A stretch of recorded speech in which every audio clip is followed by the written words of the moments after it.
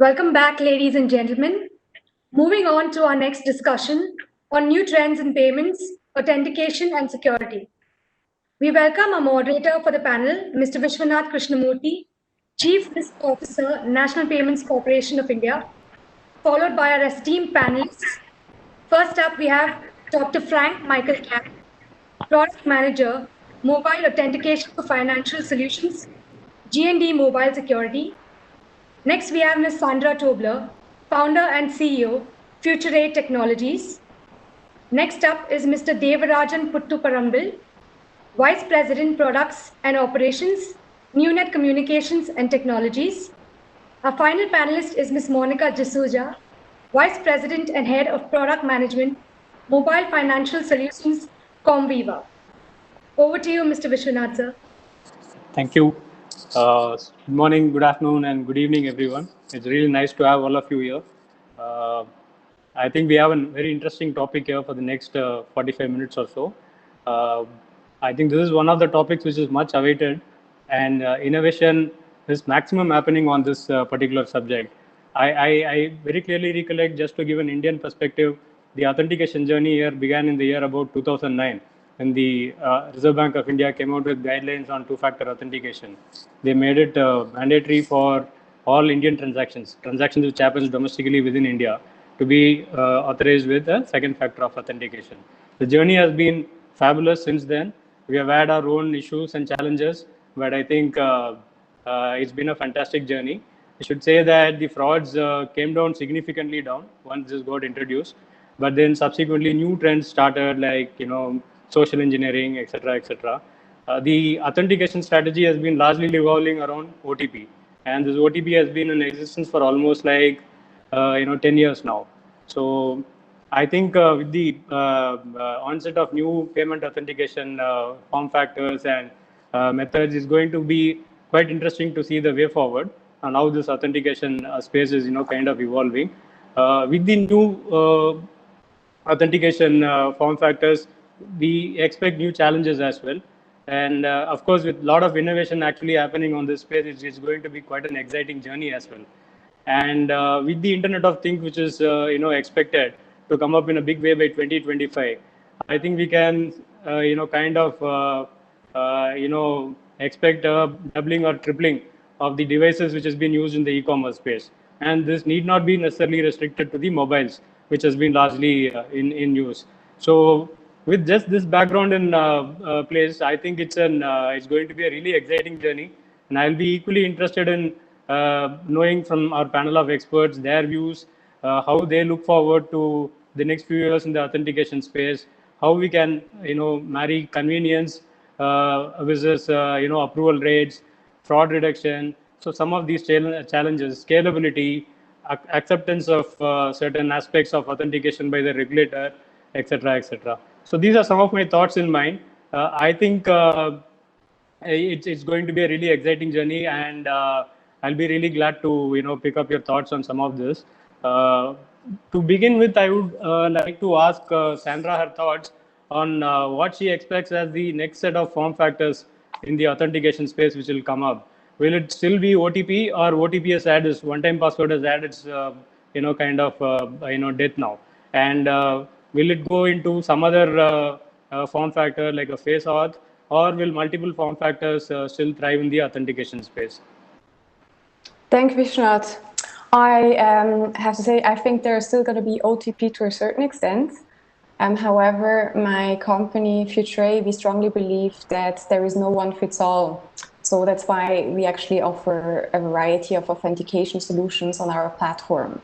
We have very novel approaches, to mention a few, like adaptive authentication, which produces a risk score for our customer.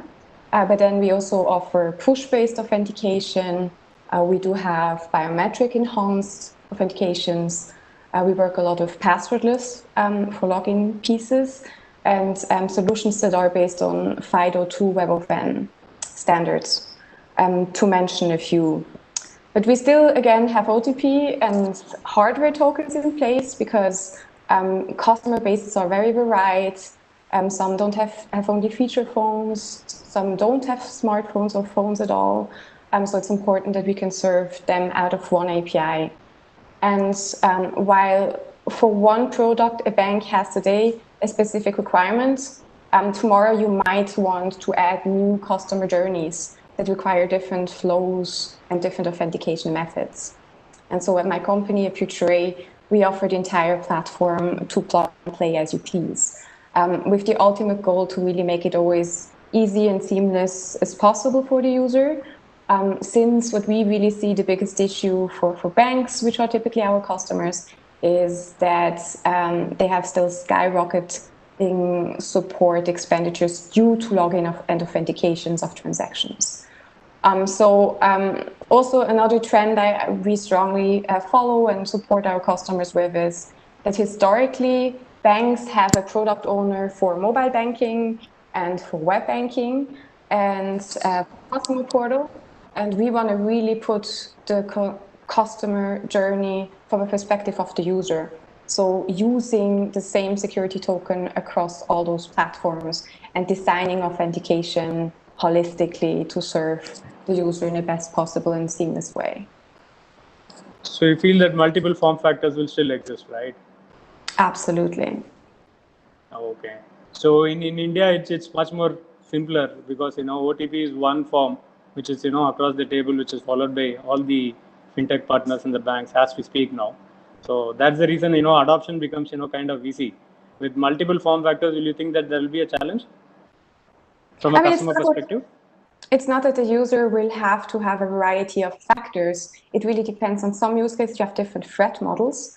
While in one area, just to give you an example, let's talk about a web-based login and authentication of transaction. So if you have a QR code-based authentication, so you scan a QR code to sign a transaction, it's elegant, it's seamless, it's simple, it works online and offline. This might be fine for an end user who is somewhere in his home environment, but you don't want to have a banking employee fiddle with a phone in front of a screen. It's just a behavior you don't want to foster. And so there is no one fits all. It really depends on the threat model, on the behavior you want to foster or not incentivize.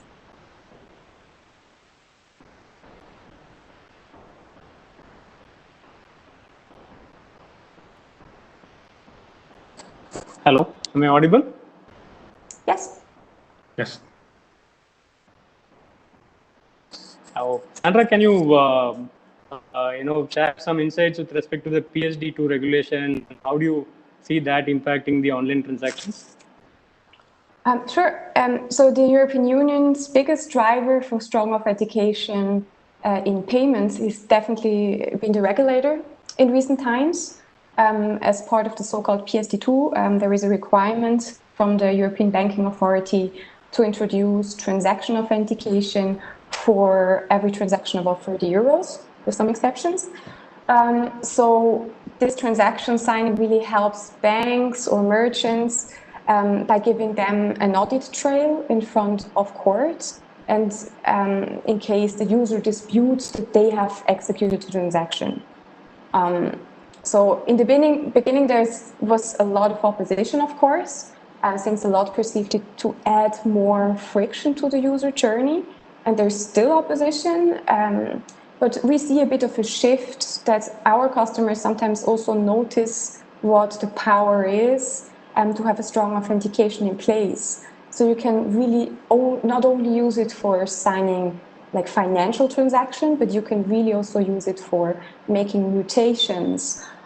So when the user has to do a sensitive operation, and if you want to have an audit log to sign that, or if you want to authenticate users towards a help desk, for instance. These are all areas where you basically educate the user to sign a transaction, and it mutually reinforces the security on both the customer, like the bank side, or the merchant side, but also the users when doing and designing in a seamless way.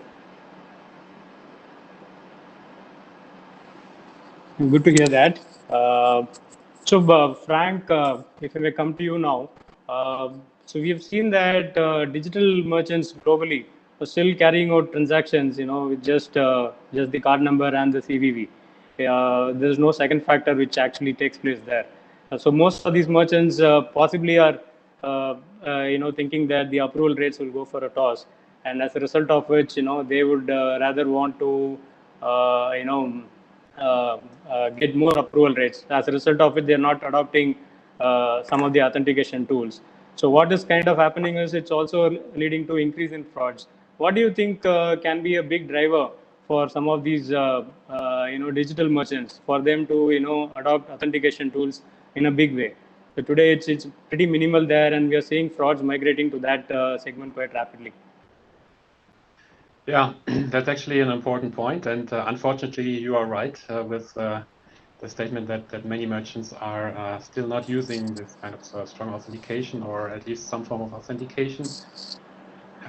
We have seen this here at G&T over the last years, since we accompanied many of our customers in the transition to chip and PIN at the point of sale payments. That this has, of course, dramatically secured that channel, and then has led to a strong shift of fraud to the online channel, as you just said, because I mean, there you don't have traditionally this kind of two-factor security. So I would see this, of course, as a major driver to become stronger on authentication, but also, I mean, the liability shifts we have seen over the last years, so especially for merchants not using these kinds of authentication methods. So I think these would be certainly two drivers. Non-repudiation, as Sandra just already mentioned, is of course a big topic, and has been, I would say, one of the main drivers also for the strong authentication regulations we see in place, like the PSD2 in Europe. But at the same time, I mean, we have many merchants, let's say, still not using this. On the other hand, we have already a lot in place. So we have the 3D Secure protocol, of course, which is now coming in a new version and offering much more flexibility on methods of authentication. This is, of course, somewhat issuer-centric, which is probably causing another problem for the merchants. We have the strong authentication mandates like PSD2 and other regions. I mean, already you mentioned India, but other regions are following as well. We also have the scheme mandate from the big payment schemes, which also mandate authentication and things like biometrics, for example. And we have tokenization, especially the network, the scheme-based tokenization, which adds an additional security layer. So, I mean, of course, the main concern is not to lower the conversion rates for the merchants. And the key point behind this is really the combination of usability at the one hand and security. So things like two-factor authentication, of course, would be preferential. Things like transaction signing. If it comes to two-factor authentication, it's not just the fact that you have two factors, but also which kind of factors. And I think you mentioned the password-based plus SMS OTP, which is quite widespread still at the moment. Unfortunately, that suffers basically, or in that scheme, the two different authentication factors more or less suffer from the same type of vulnerabilities because they can both be intercepted. And there have been massive attacks now on the SMS channel, for example, for OTP. So there are really some challenges there. And I think even entering an OTP is probably not really the state of the art anymore. So here at G&T, we believe in the two-factor authentication. We have a FIDO-based platform using biometrics, and that really is a good combination for usability and security. And with all of that in place, I mean, every kind of regulation and mandate I mentioned is just a scheme and just a text, but it has to somehow be filled with life. And life in this sense really means the user experience, so the customer journey. And here we think that the delegated authentication schemes now coming up are a real benefit for the merchants, because they basically bring the merchants into the kind of driver's seat to shape the user experience. And with that, they would less depend on the actual usability and the flows coming from the issuer side, which is typically or can be a concern for the merchants if it becomes too cumbersome. But they can take over control themselves and really shape usability. So thanks, Frank. Just to further add, so we all know that Internet of Things is going to come up in a very big way, and so G&E being an expert in the field of mobile security, So how are we looking at the new devices which are going to come into the payment ecosystem, and how do you think that the FIDO Alliance will be applicable? Given that increase in increase in the penetration on Internet of Things is going to come in a big way. Can we still look at doing away with the passwords completely? Can we look at giving a 2FA transaction, getting a 2FA transaction, but giving a 1FA experience to the customer? So what are your thoughts on this? Yeah, I mean that's actually quite a good field. I mean at GND we strongly believe into FIDO, and we have been active in FIDO Alliance since quite some time, because of FIDO from our perspective really addresses some of the key needs here, especially also for applications like e-commerce. I mean we have the two-factor security, so it's always the possession factor of a private key plus another factor like biometrics. This could even be something like behavioral biometrics to make it even more frictionless. FIDO is a very modular system, so you can kind of plug in any kind of new authenticators or authentication types that come up. It feels actually like a one-factor authentication. So in terms of usability, it's quite simple and therefore should certainly help to keep conversion rates up and maybe even increase them further. It's much more simple than some of the OTP schemes or QR code-based schemes or other schemes. And it's very modular, so you can plug in any kind of authenticator. This can be a piece of software. This could even be some type of hardware, like a biometric key fob or a biometric token. It could even be something like an EMV card. So, for example, at GND, we came up with a solution quite recently where you can leverage EMV cards as FIDO authenticators, so without the need to change those cards or to reissue the cards, so you can trust into the hardware security of the cards. That's especially interesting maybe for onboarding, because in that case, the card is also used as a kind of identifier, so you can uniquely link the customer account to this card account. So there are lots of options out there for FIDO, and since you have transaction signing capabilities, this already provides you the non-repudiation capabilities that are especially important for the remote transactions like in e-commerce. So on top, there are also some further integrations going on, like with EMVCo on the 3D Secure protocol. So in future, there will be further integrations, making it easier for issuers, for example, to verify that somebody else, like a PSP or a merchant, has done a FIDO authentication correctly. You can realize different flows, especially something like an embedded flow, so that you don't have to switch between domains, like in merchant domain, issuer domain, back and forth, which typically can create some friction. And with web authentication, so the newer version of FIDO, we see the browser integration, so also supporting desktop platforms. And especially with Microsoft integrating this now into Windows, Apple now also being on board, we see a really strong push there. So we at GND believe in this combination of FIDO on the one hand side, so FIDO plus biometrics, which is quite user-friendly, plus network-based tokenization, which adds an additional security layer. And this really enables you to do delegated authentication, so authentication taking place in the merchant or PSP domain on behalf of the issuer, and that should greatly, not only enhance security, but also simplify the user flow and the usability. So thanks, Frank. Very nicely articulated. Really, insightful, some of these points. So Monica, if I can come to you, you've been in, you worked in network earlier, and you know the Indian context quite well. So what do you think will be the regulatory impact, if I may ask so, on some of these new authentication models? Would you think that some of these models are scalable from an Indian perspective? Though we might have multiple form factors, the scalability is going to be quite important, and also largely because the dispute resolution is also an equally important aspect. So will the audit trails stand the test of regulatory scrutiny? What are your views on some of these aspects, Monica? So, couple of things I'd like to almost taking off from what Michael just said.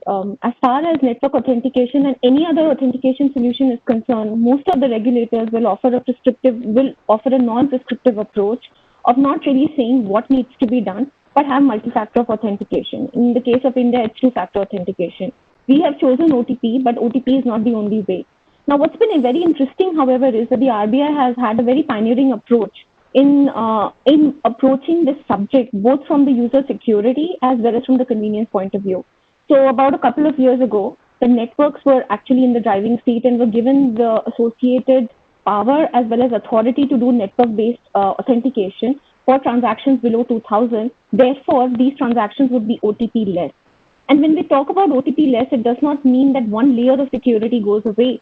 It essentially means that there are other protocols that are actually used in order to authenticate the same user. So we've heard a lot of things like know your customer, but I think it's about time to know your user as well. And every transaction leaves a digital trail. Now, how do you use that information and how do you use that to really trust the user for friction-free experiences is something that the networks have been working on. Visa has come out with Visa SafeClick, MasterCard has come out with Identity Check Express, and all these are being pioneered in India specifically, given the whole landscape is associated and filled with large merchants with many number of users, but having varied and very non-consistent user experience. Now, every merchant wants high conversion rates, but the fact of the matter is that every hop that is now created because of 3DS protocols in its existing version actually creates a lot of friction. Now, if network authentication becomes mainstream, which we will expect that it will grow over a period of time, you will start seeing that 80 to 90% of the transactions which are below 2000 rupees, therefore will have no OTP, and there will be a trust that will be established based on the user conforming to a few parameters, but with EMV core level security, AI, ML, or even better. Now, the question that I think most people want to address is how will users take to this, because invisible authentication is not something that at least Indian users are used to, with two-factor authentication and the customary OTP resulting in an SMS, an email, or both in the user's inbox. And we are extra communicative about security, and yet there are frauds.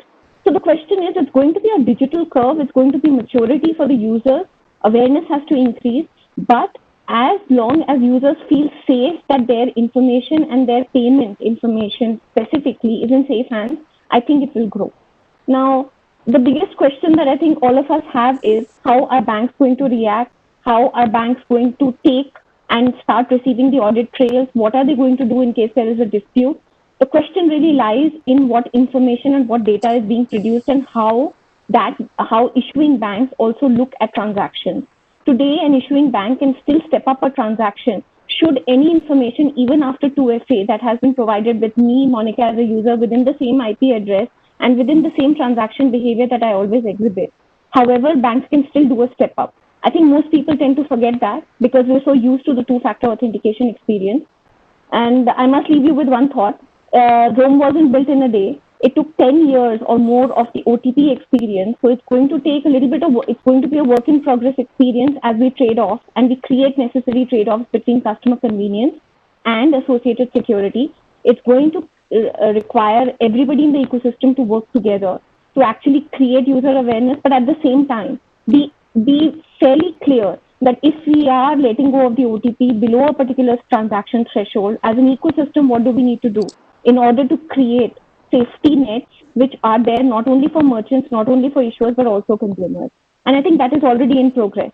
Having said that, it's going to take a while before we actually have all the right answers. But I'm very convinced that with 3DS 2.0 coming in, and with the amount of information and the amount of data that it actually gets, both from the user and from the merchant perspective, and offers it to the issuer, it will be much easier to be able to track a fraudulent transaction rather than letting go of, or rather than allowing all good transactions to go through a second factor of authentication. And the most ideal state that we all want is that most transactions are without step-ups because it completely hampers the user experience. Thanks, Monica. Very comprehensive reply. I will now quickly move on to Dev. Devrajan, you're able to hear me, right? Yes, Vishwanath. Yeah. Dev, so with the new authentication models, you think there's a need for some of the transaction monitoring, which traditionally has been happening more on the authorization side, to just move on to the authentication? Like, is there a need for doing an authentication level transaction monitoring? Might be, kind of challenge the customer as and when required. I know your company does a lot of work on this particular space. How do you kind of leverage big data, AI, ML, etc. on this space? And yeah, how do you think that transaction monitoring can be an effective tool? So though the authentication kind of takes care of a lot of frauds, if the authentication mechanism is quite strong, it does take care of a lot of frauds. But in the back end, you think that we should invest a lot of time on time and effort in terms of monitoring these transactions? Good question, Vishnu, and thanks. No, in fact, the key topic that we would want to address here is about the ease of payments and about the security of transactions. I guess these are the two factors of major consideration here. And the key objective is to ensure that these operate in tandem. The question is about how these can be handled with the right balance. I guess that is what is the necessary point to be addressed here. As we all agree, the security of the payment session is very critical, and we at NewNet work with acquirers and acquiring banks and the process, and expect to have a TLS 1.2 or soon TLS 1.3 sessions to be used with the strong ciphers and associated high-end encryption algorithms to restrict the fraudulent users, even at the initialization steps. And apart from the transaction security with the authentication mechanisms that the panelists have already mentioned, we also believe that the user and device authentications will allow for maximizing the security of the payments. So we're bringing in the device authentications, the user authentications, and then the session securities. If you could add to it the point-to-point encryption mechanisms wherein the acquirers can allow for the encryption of the card data, so that the card data at no point as it goes through the network is actually remaining in clear text, is also going to add to the security of the overall transaction experience. And if we bring to this mix, as Frank mentioned, and about tokenization, which will allow to remove the card data from the necessary evil of storing it at the merchant databases. I guess this is one major thing which we believe has been a target of a lot of attacks. And if that could actually be removed as well, and in place of in the card data on file, if that would become token data on the file, I think this will actually add to the overall security of the transactions. So the multiple authentication schemes for the transaction, for the user and the device, and bringing together with the audit logs, it will be a very effective tool to scrutinize for any post-incident analysis and even for dispute resolution. When we look at the volume of transactions, I believe that there is now an industry estimated 12% growth in a year-over-year globally. As it comes to India, we believe that number is significantly large. Certainly, an AI/ML mechanisms will have a significant role to monitor the spend behavior analysis, and could monitor the user profiles as well, and generate the respective alerts, so that the acquirers can address these at the initial hop itself. And as we have the high transaction volumes and increased data collection per transaction for strong customer authentications, obviously big data tools will become very handy for risk handling and fraud mitigation. On top of it is the evolving behavioral biometrics, like the speech patterns or the type or mouse usages, etc., and even mobile hold usages. These, which could be less invasive, might have some potential as the industry moves along with this. We at NewNet, work in multiple geographies with acquirers, banks, and the payment gateways, and who have a major role in enabling the ecosystem with the strong security of payment sessions with the user and device authentication mechanisms, and usage of secure tools like point-to-point encryption, tokenization schemes, etc., as they aggregate the transaction securely and route it for authorization. And as we look at from an Indian perspective, we believe that this seems to be very well the case. And in coordination with the card networks and the regulators, we believe that it should be possible to bring in a step-by-step mechanism to increase the security of the transactions, make the user experience far more easier, and aid the growth in volume, and be part of the digital payments drive that is happening in India. So thanks, Devarajan. That was very insightful and well articulated as well. Just a couple of points which came out of your speech. So one is that definitely it helps this device authentication and behavioral biometrics, etc., and kind of identifying frauds and making it less intrusive for the customer as well. But do you think that this will have an impact on the customer confidence? Because that's going to be quite important. So customer confidence is going to be a key factor. So how do you think that the awareness and education, etc., happens to the customer on this front, so that he also feels that he's really having the confidence to kind of do transactions using this form factors. He knows that there is a bank or there is a fintech company which is in the back end which kind of takes care of all these transactions, and so therefore customer awareness and confidence is going to be quite important, right? So what? Absolutely. Yeah, absolutely. I believe it is, in fact, these measures that we discuss are practically to give the customers the right confidence that, their information, their usage behaviors are actually going to be highly secure, which in fact should make them comfortable that one, that the transaction activities that they're conducting is, going through very secure channels, and that the mechanisms that the banks and the acquirers and the card networks and issuers are putting in place is actually helping them towards adding to the security of their transactions and making their money safe. So in fact, these should actually give them the additional confidence that they could move away from cash-based transactions into more of card-based transactions. Today there is a significant activity that if the volume of if the rupee value of the transaction is less, it could be having less security. But in fact, practically, we could actually even take it beyond that all transactions could be made equally secure, give the customer the confidence, make them aware of the fact that there are multi-tiered measures that are put in place in terms of the point they're trying to make a transaction to the point where it is completed and the point at which they're notified, and then at the end of the month they see the monthly statement. That there is a very strict mechanism in place which the system is trying to take care of their transaction activity, and that over a period of time will actually give much more confidence to end users, which is what we have seen world over. As the consumers become more comfortable using with small value transactions, and as they feel the security and as they are told about the security measures that are in place, it actually adds to their confidence, because they know that it is not going to be easy for a hacker to break in easily and get away, because there is not one mechanism in place. There is multiple layers of security that is in place, and one of it is going to break it. And it is not possible that the same mechanism that worked before is going to be successful later, because we are also actively enhancing the mechanisms and adding to security, which will, when delivered to the end consumer, they should feel much comfortable about.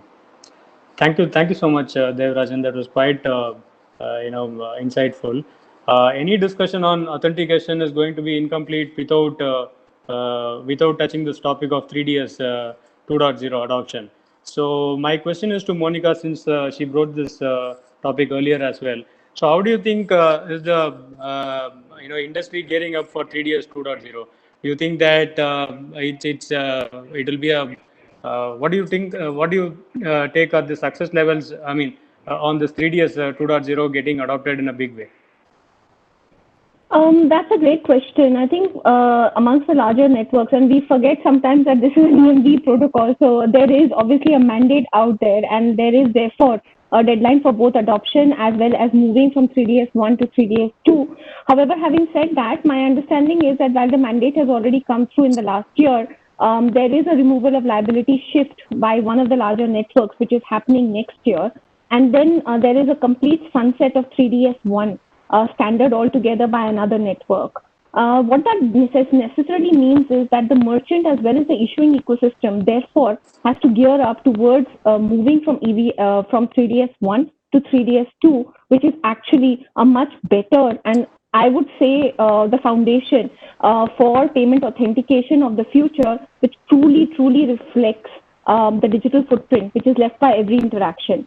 The reason I say this again is because merchants want to maximize conversion, but I think they often fall into the trap of going into a slightly lazy way of having direct integrations with issuing banks, etc.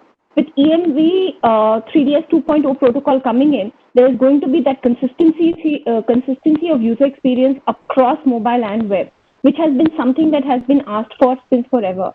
So given the whole network's backing, as well as, of course, issuing banks, seeing the rich data and the footprint of every single transaction that comes through to actually enable better authentication protocols, I actually think that 3DS 2.0 starts not only adoption, but even if it is a phase-wise adoption, starting with the larger merchants and the larger banks, and typically it's always going to be that, and follow the Pareto principle, where the larger, the 80% of the transactions and the creators of those transactions are going to follow first, and then this is going to be followed by all the long tail, which is going to take a long time. So I'd like to also draw you back to when 3DS 1 came into the picture. It was always the top 4 to top 10 banks in India, which actually went into the OTP mode, and then all the others really followed with a very, very long timeline.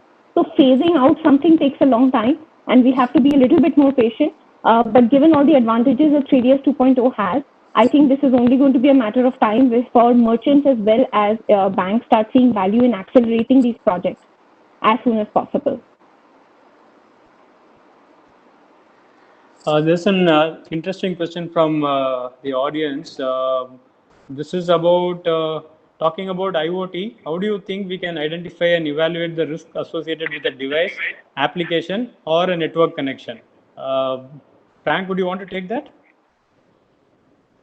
So this is IoT. Did I understand this correctly? Yeah, that's right. How do you think we can identify, evaluate the risks associated with the device, application, or a network connection when it comes to IoT? Right. I mean, I would say in principle, I mean, the similar points would apply as for the traditional end user devices, but of course with IoT devices, we get a much larger variety in place.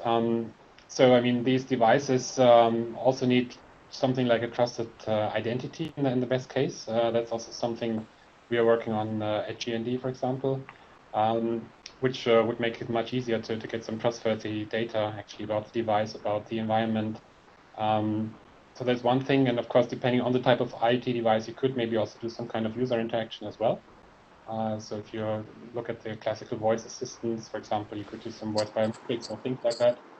So I think there will be a larger variety, but in fact, from my perspective, it will be quite similar, technologies, I would say, which are used there, potentially some more data. And of course, the trust model, as I said, would be quite kind of essential. So how do we establish this on the IoT devices, especially if they have some very limited capabilities? I think we may just have time for one more question. There's another interesting question on cloud computing. What steps needs to be taken to mitigate the risk under cloud computing, as lack of appropriate security controls and governance could easily lead to fraud? One of you can just take that. Devarajan, since your company deals in that. Yeah, I'll take that. Actually, it's a very interesting question because, cloud has been around for quite some time.